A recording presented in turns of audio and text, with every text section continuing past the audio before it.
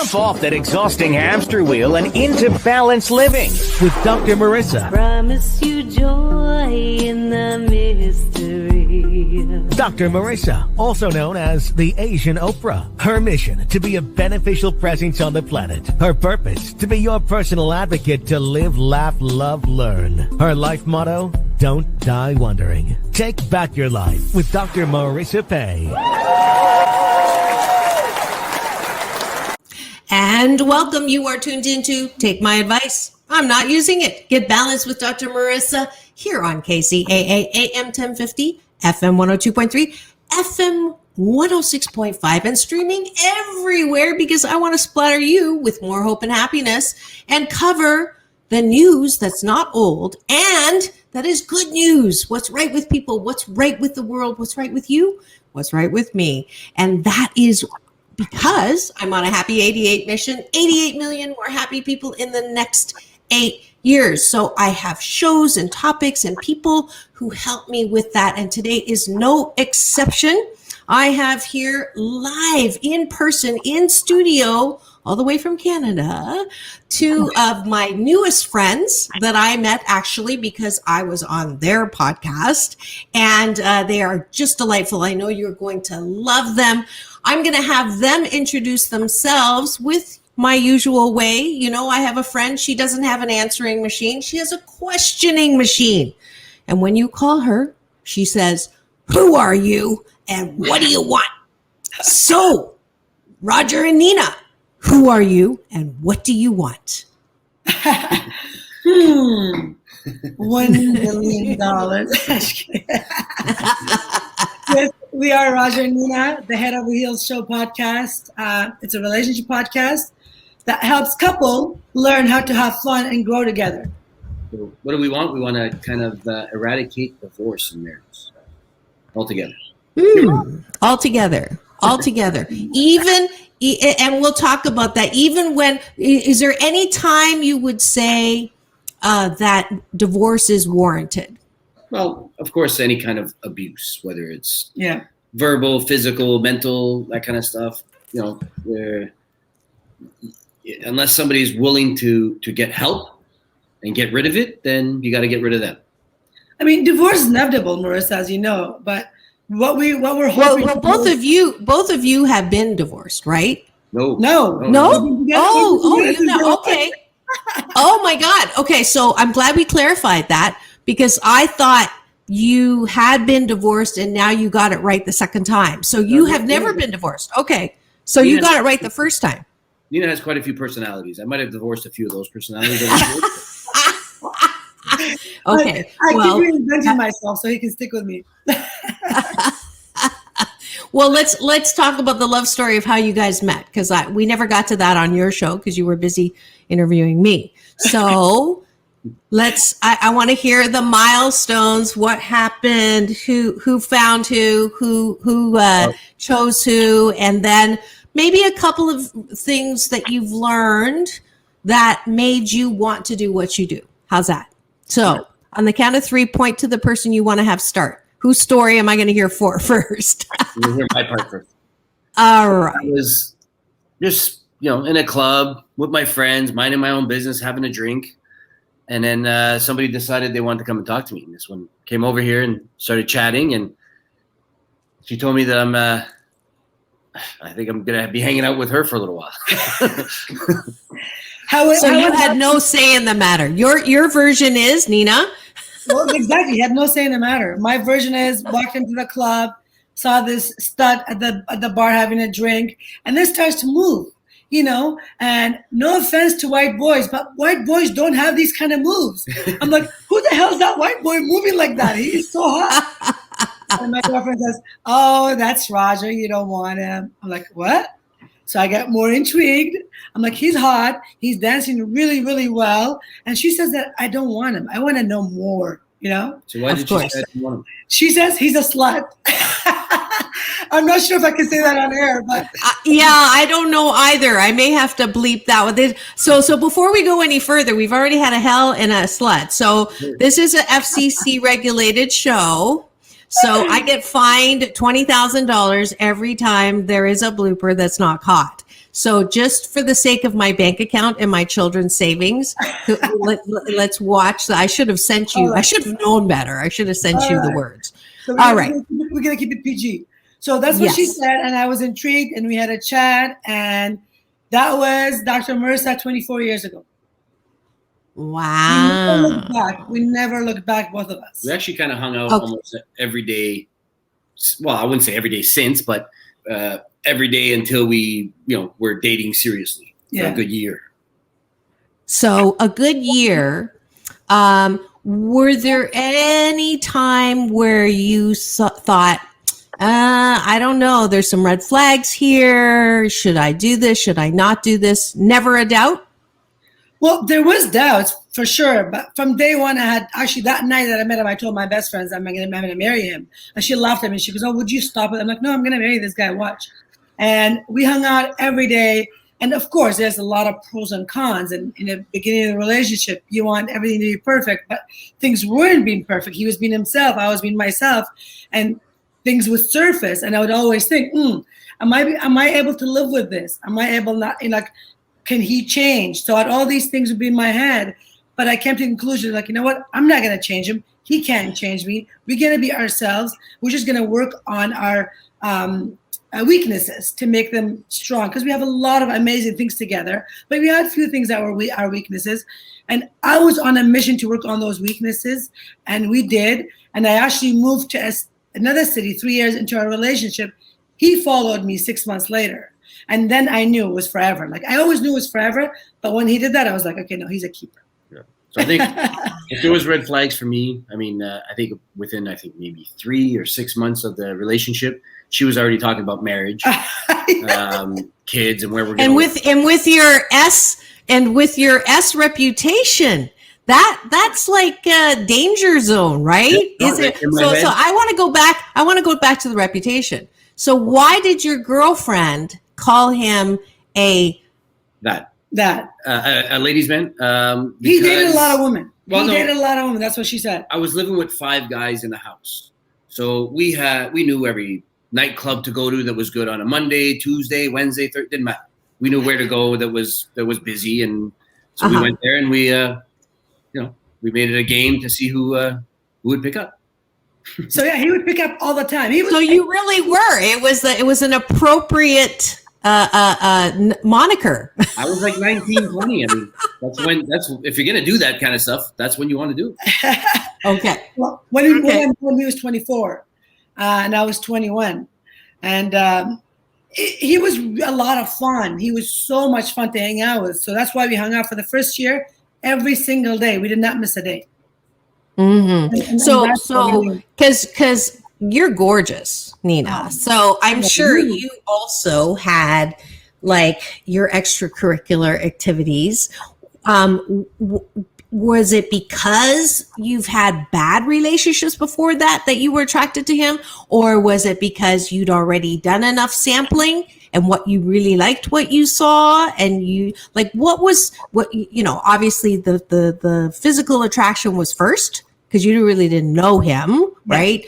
He looked good and he danced well, right? Yeah. But then and you started talking to him. At what moment, why would you say, I'm going to marry this man? To help me with because there's a lot of people who, think in the first 30 days, we talked for 8 hours. We don't know where the time went. And I just know this is the one. And then 3 months later, it's why didn't I just wasted 3 months of my life because he's not what I thought he was. So What was it? What was your exploration process or are you just saying that you're just a very impulsive, spontaneous, go with the flow, not jump on people person? What was it? So, like I said, I was 21. I came to Canada about 3 years prior to that. I lived in a refugee camp for 3 years. I was born and raised in Iraq, Baghdad. So when the war started, we had to escape to go to another country. We ended up being in Turkey, and I lived there as a refugee for 3 years. So when I came to Canada, I didn't speak any English. I had just learned everything I know from age 18. So I met him 3 years later. During those 3 years I was in Canada, I had one boyfriend and a couple of guys that I dated here and there. But I was really focused on my future, on building a future. Like I came in with nothing, a penny in my pocket, no English, nothing. So I wanted to build my life. And the couple of relationships that I had didn't go anywhere. I knew I wanted something more serious in my life. And when I met him, seeing how kind he was, how loving, the respect that he showed me, that what did it for me. It was the respect. I hadn't seen a lot of men around me that respected women that much. And I didn't like that. And I always grew up saying, when I get married someone, he has to respect me first and above everything else. And the way he respected me was just blew my mind. So I loved him. Like what? Give me an example. Oh, like open the door for me, always putting me on a pedestal. Like I was he never said I loved you for like 6 months, but he said it in actions. Like everything he did for me, it was just blowing my mind. Not like the prior relationship that I had were nothing like him. And I said to myself, this is out of my realm. I'm a Middle Eastern. I've dated Middle Eastern guys. He's a white boy, and he is exactly what I'm looking for in my heart. And it wasn't not just because he's white, but it's just the way he, like I said, the way he respected me and the way he treated me at the beginning. I knew I was gonna have to keep him for the rest of my life because he can't fake that. That was him. That was really being him. Loving, caring, respectful. And what do you want in a man? Loving, kind, and respectful. Yeah. You know? Yeah. So, okay. So there was a little science. There was a little fact finding. There was a little, it wasn't just all fully impulsive. You actually had a thought process. It wasn't impulsive just because he was so hot. Like he still is. Like he was breathtaking. I love it. He was gorgeous. Those green eyes, beautiful dark hair. It was everything I wanted, I think. Right. Okay. So now I do believe that you went on the attack. Okay. At first I thought, he was making that up, but no, I believe you now. You saw something, you wanted it. It kept coming up, no pun intended, that it was, that was aligned with what you wanted. And so you single-mindedly decided to hunt him down, and you did it, and you were successful. So, okay, that's your story. Now we're going back to Roger. Let's put it that way. Okay, Roger. So you were a hunter, you were a player, you were an S word, and you I'm guessing, since you had a reputation of dating a lot, or I don't know if it was dating, but S-ing a lot with women. Yeah, I guess that's what, I don't know if the young ones call it that anymore. I'm sure there's a new term for hooking up, but anyways, so, your side of the story, how did you know she was special? Like, how did you know, and how soon did that happen? Yeah, how did you know? Because I wasn't in a lot of relationships. I had 2 girlfriends before Nina, and they were both like high school. You know what I mean? So I wasn't really out there looking for love or looking for a relationship. My parents got married on their 25th anniversary. I was legal to drink at their wedding. So marriage wasn't a big thing. So, Wait. Go back. I missed that. Your parents got married on their 25th anniversary? Yeah, they were just, I used to always joke around if my mom was around, I'd say, where's your boyfriend? Where's your girlfriend? Because they were never married. They were just common law, living together. Oh, interesting. As a psychologist, this is fascinating. So paperwork. They just saw it as government paperwork, or, Okay, so very liberal, free-minded parents. Do you have siblings? Okay, so they had 3 kids out of wedlock, living together in an era where, I don't know, were they hippies? I mean, they were kind of like hippies. Yeah. Okay, so you saw your parents. Did you ever feel like embarrassed that they weren't married, or did anybody make fun of you? Or as a kid, it didn't faze me at all. Okay, okay. And which order child are you? Oldest, middle? I would guess middle. Yeah. I knew it. How did I know? I guessed it. How did I know? I'm psychic. So I'm looking at the time. We're going to have to take a quick break, but I knew that we were going to like zoom through this hour very quickly, literally not on Zoom, on StreamYard, but you're tuned into Take My Advice. I'm not using it. Get Balanced with Dr. Marissa, the morning show here with Roger and Nina from Canada. They have their own podcast called Head Over Heels. We're getting to know their own love story because it's their turn on the hot seat, not mine. But we'll be right back. Don't go away for more of what's good about life. We'll be right back. Don't go away. Dr. Marissa reporting live, KCAA, the station that leaves no listener behind.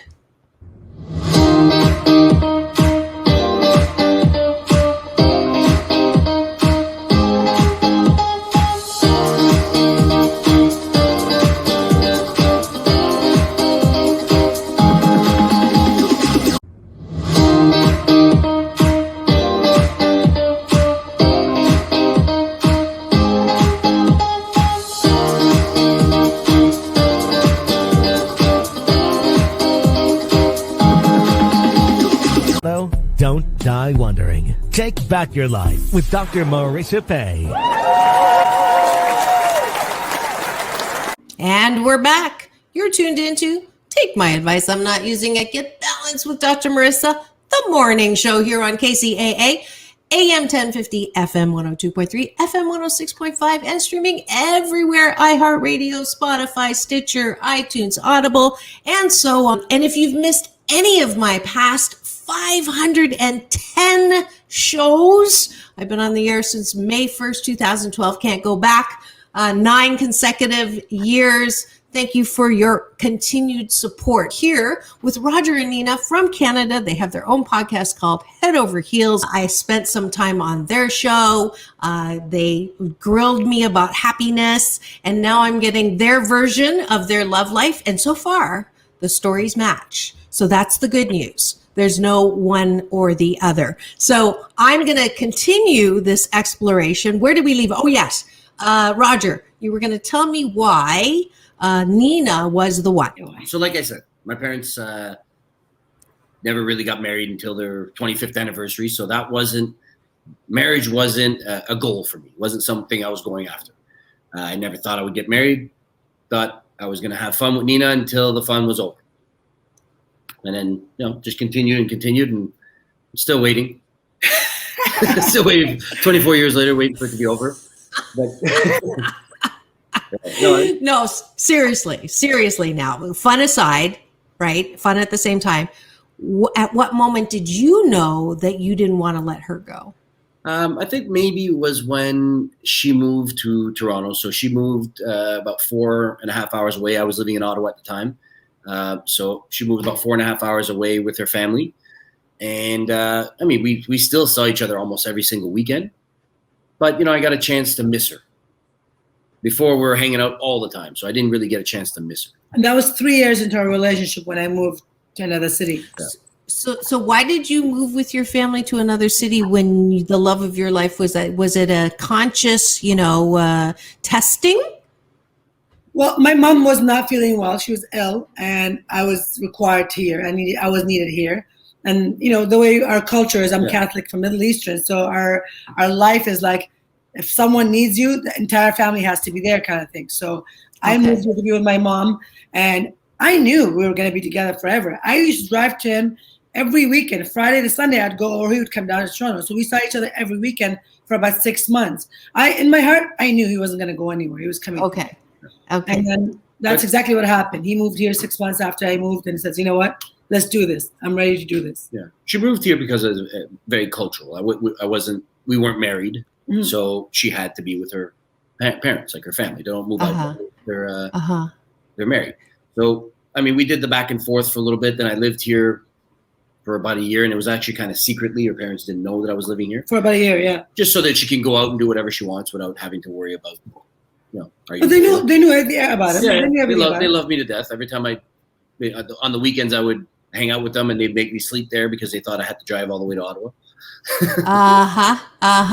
Okay. So there's so many directions I could go right now, but we're going to go the clean way. And that is to talk about you are two completely different cultures. I can't imagine any more disparate, not desperate, disparate, from 25-year wedding anniversary after the fact to Roman Catholic culturally, that's like so much to disagree about to start with. How did you, what were there issues there, or love's, conquers all? Well, I don't think there was any, there was no really issues on my part. My parents were just happy that I was with somebody. On her side, it was just, on her side, I think it was just, I was Canadian. They wanted her to marry somebody in her own culture and all that kind of stuff. So, I mean, that lasted maybe a month, a week.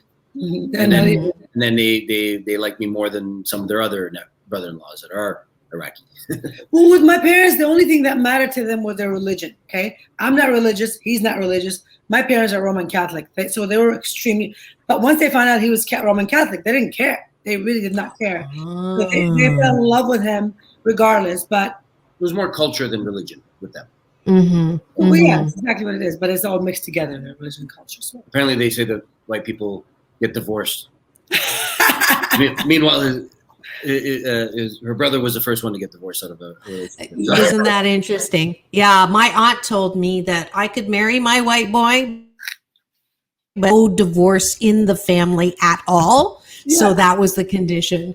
And we're going to have to take a break for the NBC News. We're going to want to come back more of these romantic adventures with Nina and Roger, where we're going to learn after the break, in the last segment of the show, some tools. So if you're married and you're not madly in love still, or if you are debating whether to get a divorce, you're going to want to come back and enjoy the rest of the show. This is Dr. Marissa reporting live on KCAA, the station that leaves no listener behind.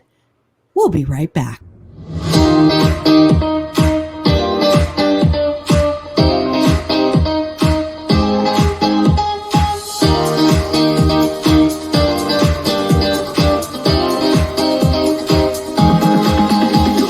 And welcome back. You are tuned into Take My Advice. I'm not using it. Get balanced with Dr. Marissa, the morning show here on KCAA, AM 1050, FM 102.3, FM 106.5, and streaming everywhere. iHeartRadio, Spotify, Stitcher, Tiki Live, you name it, I'm there because I want to focus on your own reality show and how you can be happy 88% of the time. And I just found out, #1 talk news station in the Inland Empire. I don't know why I didn't know that to my attention, that is the truth. So we're going to give a little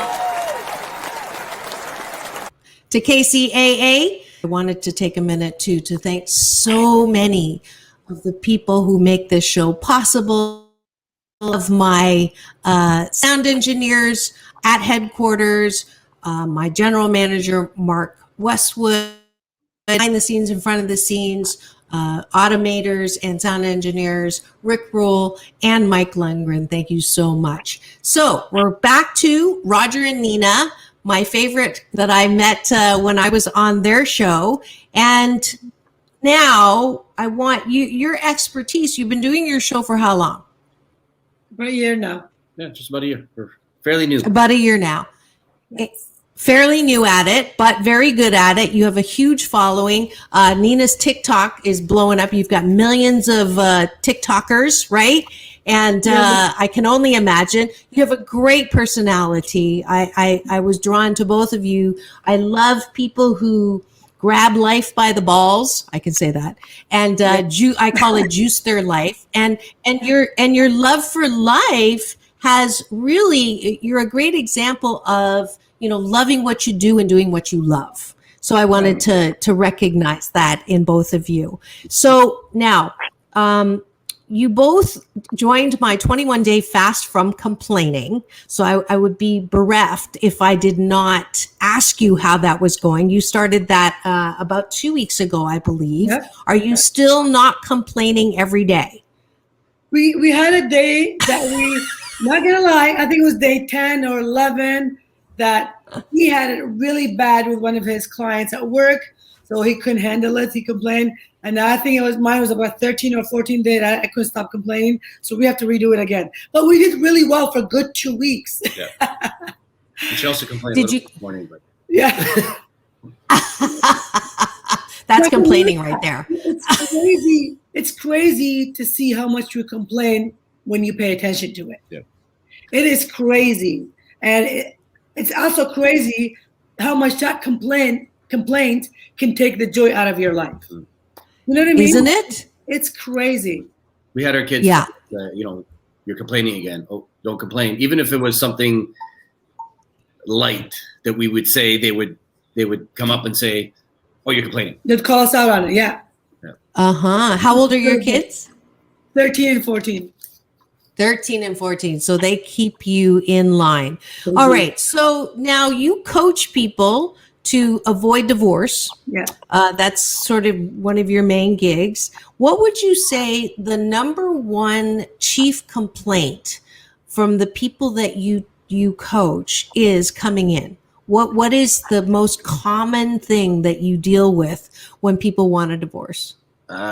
Growing separately. Yeah, I was just gonna say that too. People grow separately with their, throughout their life. They kind of have two lives. They have one that's their own with their work, their friends, and all that stuff, and one with family. So, and they're not combining the two. They're not, involving each other in their goals and their, not to say that you have to do everything together, but at least be aware of what is happening in her life and what's happening in my life and the goals that she has and the goals that I have. So, growing together, I think is something I see that when people are ready to get divorced, that seems to be it. They don't know each other. Yeah, absolutely. Our thing has always been, Dr. Marissa, he wanted to have fun. I wanted to grow with him, and we combine those together. So we have fun growing together in every season of our life. And we've got seasons that we've made sure once we felt a little separated from each other, no, let's get back to who we are, to our values, to our goals in life together. What we find a lot of couples is their goals and their values are totally separate from each other.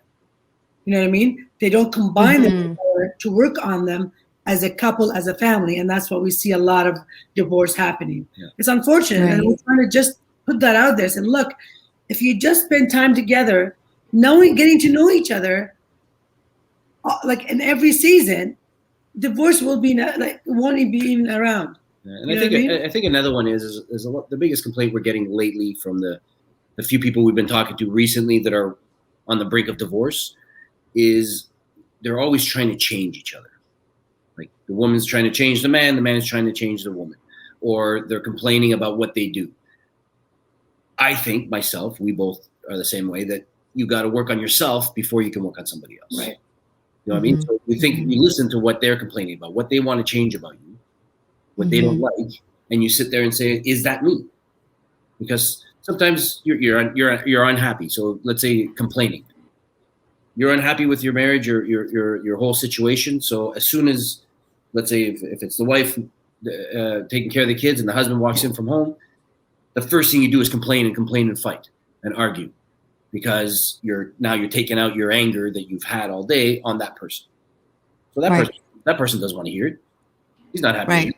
Put on his shoes. I'm going to go to the pub, or I'm going to go see some friends, or I got an appointment. They don't want to be around the house. Right. So work yourself before you try and change them. Going back to what I was saying earlier, when I first met him, I knew there was a lot of things about him I didn't like. And I was like, am I going to try and change that, or I'm going to accept it and live with it? And hopefully with years, by me expressing how I felt about those things that I didn't like about him, he actually started changing them himself. Do you know what I mean? And like what? Vice versa. Like what? I mean, there were so many things I can't even. Part of my hair. My hair was parted on the other side. No, well, I know what you're saying. I know what you're saying. It's hard to pinpoint one particular thing, but.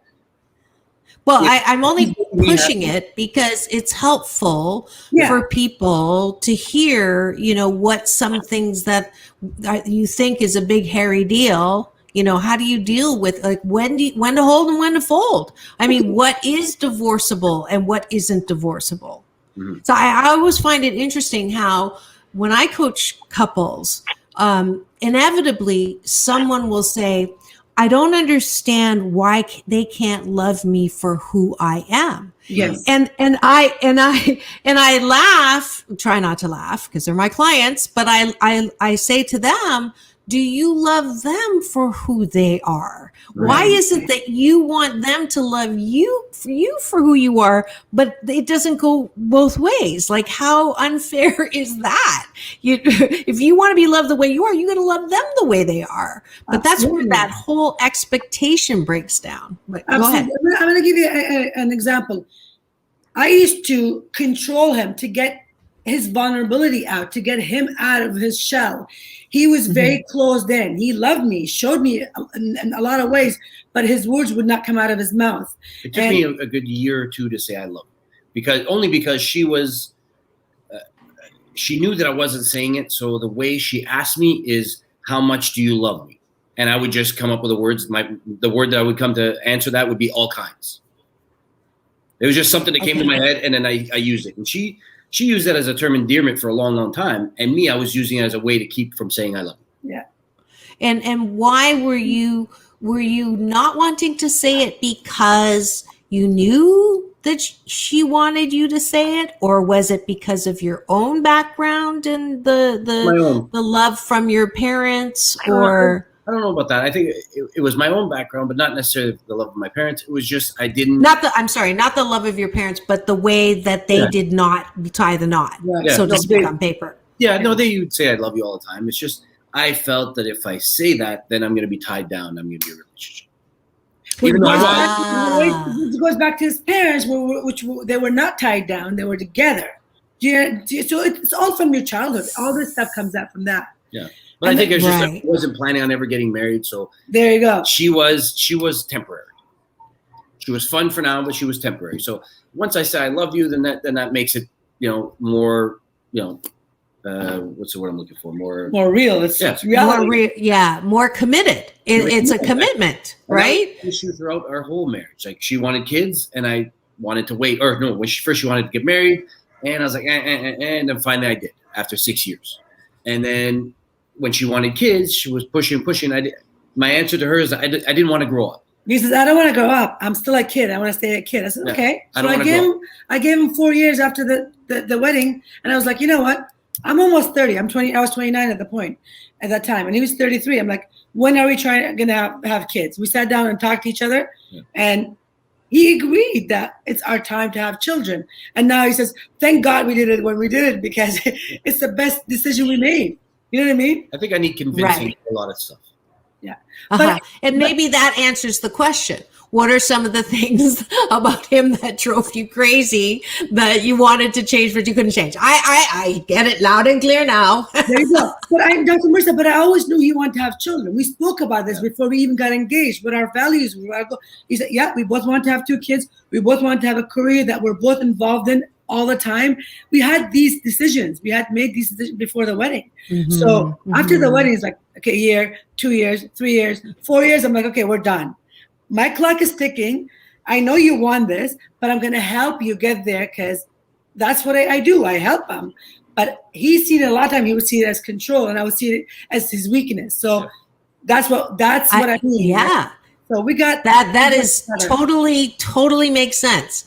You're going after what you want. Yeah. You drag your feet until there's no tomorrow. Yeah. So you see her as controlling, and you see him as never wanting to grow up.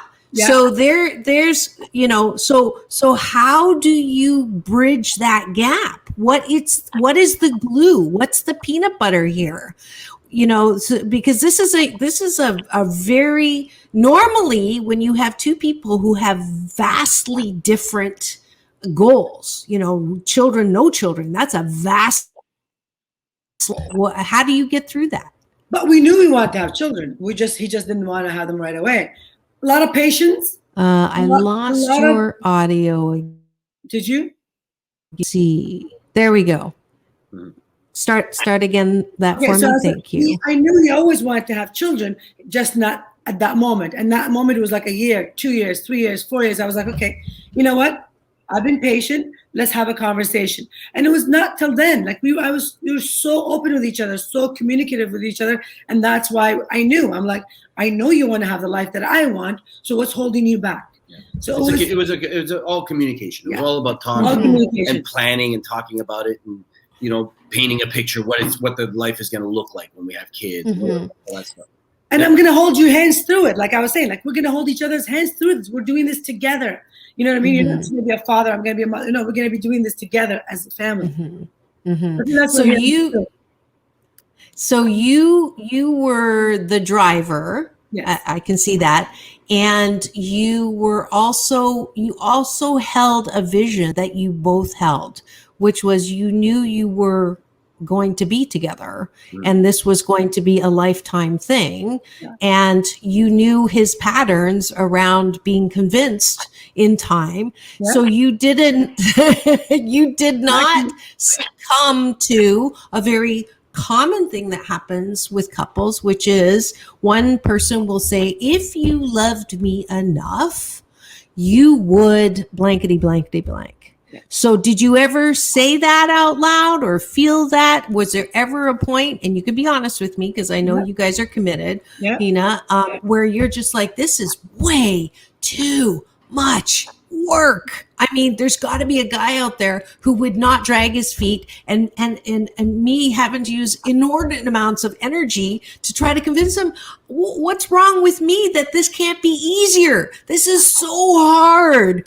Did that ever come into the picture? Not for me. I never had that problem. I'm not kidding. Roger, I got to say something. You are so forking lucky. You are so forking lucky because I know there are a lot of women that would have said, you don't know what you got. But there's okay, sorry.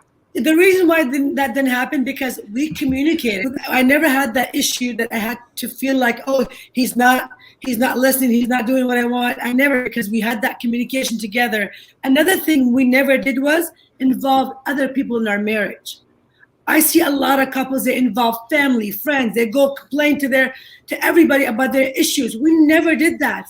We always, if I had a problem with him, I talked to him, he would talk to me, and we solved our issues together. We look back, we talked the other day about this conversation. We're like, we've never really involved anybody in our issues, ever.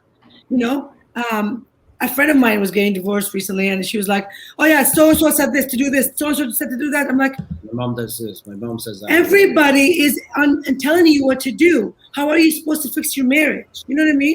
Go speak to your husband. Right. Have a sit down, heart-to-heart conversation. Be totally vulnerable and honest with each other and fix your stuff if it's fixable. If it's not fixable, then you're not together. But what she's saying about we never experienced the, I can't handle it anymore or whatever. Actually, before we got married, let's say about a year before we actually got engaged, I should say, we had broken up. We'd broken up for an entire month of not seeing each other or anything. And it would have probably went a little longer if it wasn't for my booty call phone call, but wait,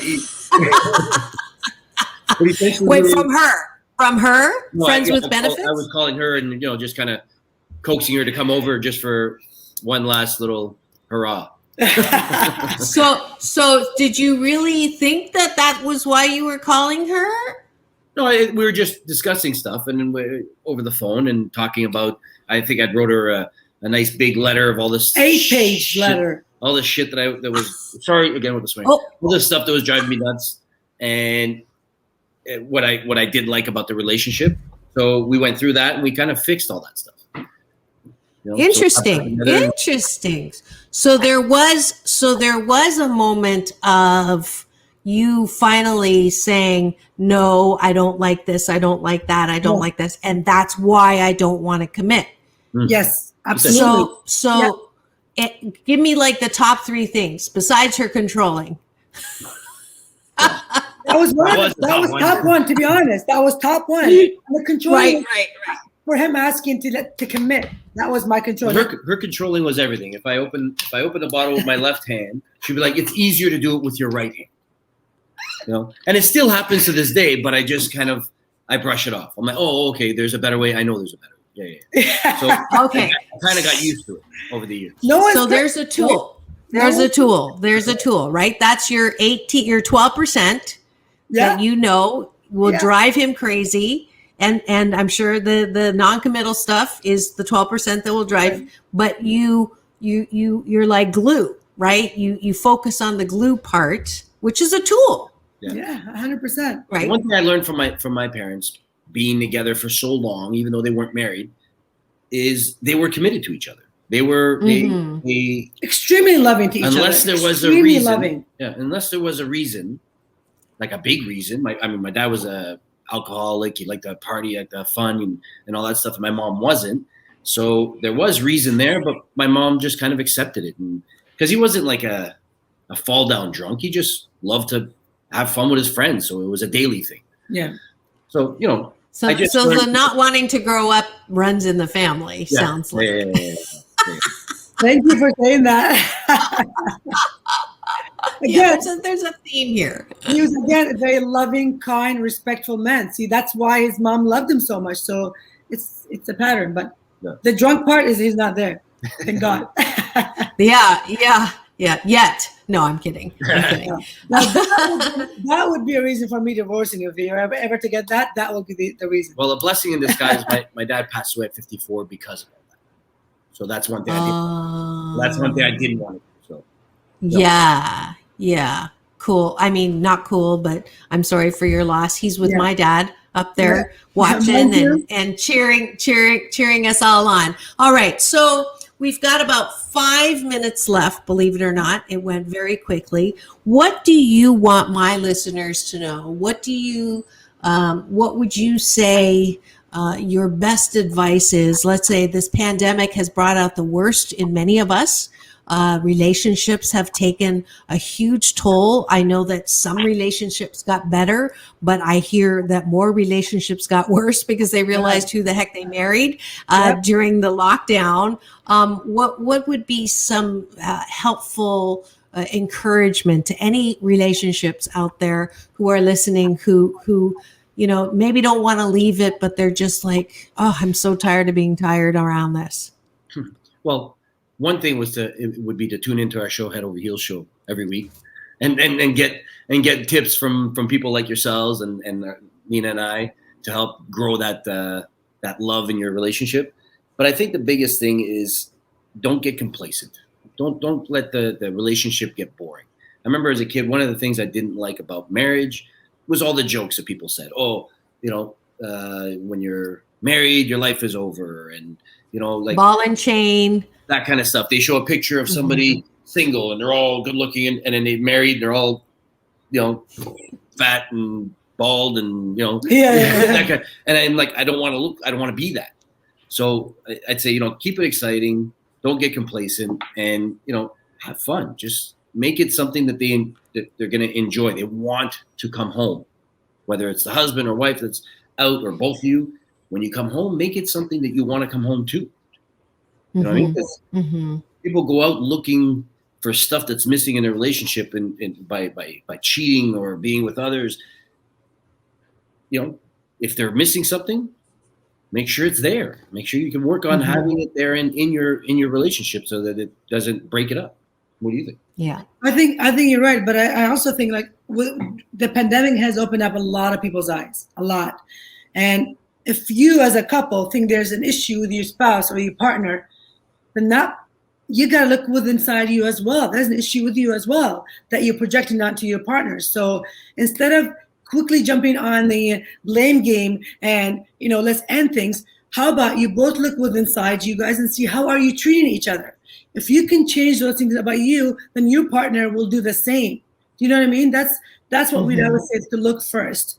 It's heartbreaking seeing all these divorces and all these families breaking up like that. And I get calls and emails from kids saying, could you please make sure my parents don't get divorced? That breaks my heart. I always say to that is please think it through. it probably took you a long time to get married, to be together. Just take a little longer to sit there and evaluate your relationship and see if you guys can make it work. You had said something earlier, like where somebody says, "Oh, why doesn't he love me for me?" Well, if we actually took a camera and followed you for a week, they'd probably look at it and say, "Oh my God, that is not me. That is not who I am. I'm not the raging bee. I'm not like complaining all the time. I'm not on the type of person to be on you all the time." But that's what you're projecting because you're upset or whatever is going on in your life. So if you want somebody to love you for you, be you. Make sure that you're you. Yeah. That's probably what you fell in love with in the beginning.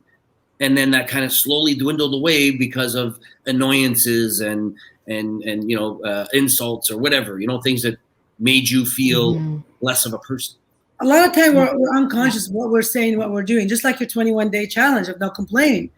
We didn't know how much we complained until we started this challenge. So imagine everything else that we do that is not the right, that we shouldn't be doing, but we are so used to our ways that we do it anyway, not knowing that's going to hurt our partner. Yeah, so absolutely. I would watch ourselves. I'd even listen to myself awareness internally and saying, "Oh, here it is again. I'm complaining," and I'm just thinking. Yeah.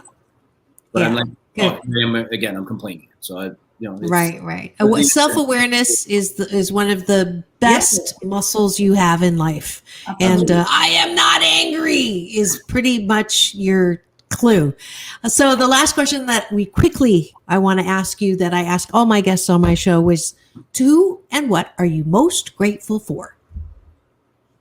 I'm grateful for my children and my husband. You notice I said my children first and then my husband because he's always going to be there. And what was that you said? The other one? No, that's it. Roger's turn.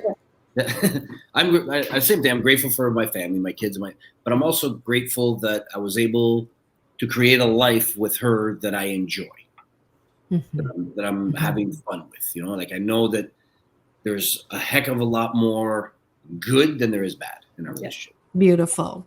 So we're at the end. If you want to follow Roger and Nina in their very vibrant relationship, I will call it that, and their show Head Over Heels, just Google that, right? Head Over Heels. I found it on Google as well.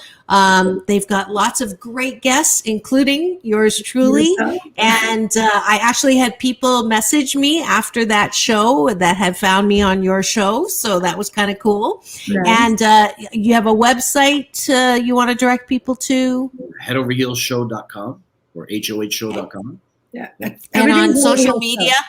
Yep. Head Over Heels all over social media. The only different one that's not Head Over Heels Show is our TikTok, and that's T.family. So TDOT_fam.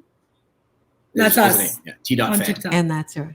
Beautiful. Well, thank you so much. This was as fun as I thought it was going to be, and as quick as I thought it was going to be that we ran through the hour. Thank you so much for coming to the studio.